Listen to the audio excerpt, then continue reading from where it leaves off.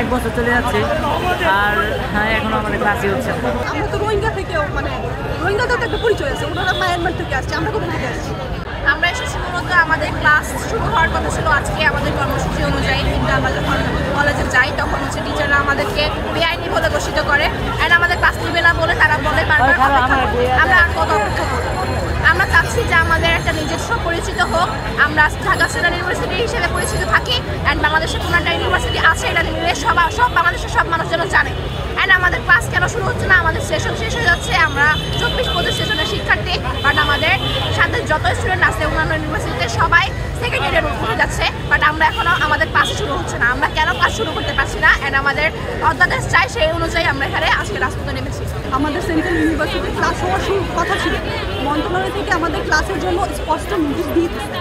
তো আমরা যেহেতু আমাদের আজকে ক্লাস, আমরা ক্যাম্পাসে গেছি, সবাই যার যার ক্যাম্পাসে গেছি। সরকার ক্যাম্পাসে যাওয়ার পরে ওনারা কলেজের সামনে গেটের সামনে একটা নোটিশ টানায় রাখছে যে আমরা বিশ্ববিদ্যালয় নাকি কলেজের স্টুডেন্ট সে সম্পর্কে তারা নিশ্চিত না, তার জন্য আমাদের সকল কার্যক্রম বন্ধ। আমরা তো একটা পরিচয় দিই, আমাদের তো কোনো পরিচয় নেই। আমরা সেন্ট্রাল ইউনিভার্সিটির আন্ডার পরীক্ষা দিয়েছি, আমরা চান্স পাইছি, আমরা তো উড়ে আসে জুড়ে বসি নাই, আমরা চান্স পাইছি, আমরা টাকা দিয়ে ভর্তি হয়েছি। তো সেই ক্ষেত্রে এখন দেখা যায় আমরা পরিচয়হীনতায় ভুগতেছি। আমাদের সেন্ট্রাল থেকে মন্ত্রণালয় থেকে নোটিশ দেয় যে আমাদের ক্লাস করানোর জন্য, কিন্তু কলেজ কর্তৃপক্ষ আমাদেরকে বলে আমরা নাকি ওনাদের স্টুডেন্ট না, বিশ্ববিদ্যালয় না কলেজের সেই সম্পর্কে ওনারা নিশ্চিত, তার জন্য আমাদের কার্যক্রম বারবার বন্ধ করে দেয়, ক্লাসে নিতে চায় না।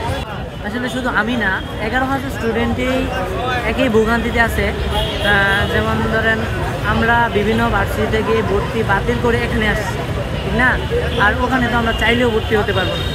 আর এখানে হচ্ছে 1 বছর চলে যাচ্ছে আর হ্যাঁ এখনও আমাদের ক্লাসই হচ্ছে না।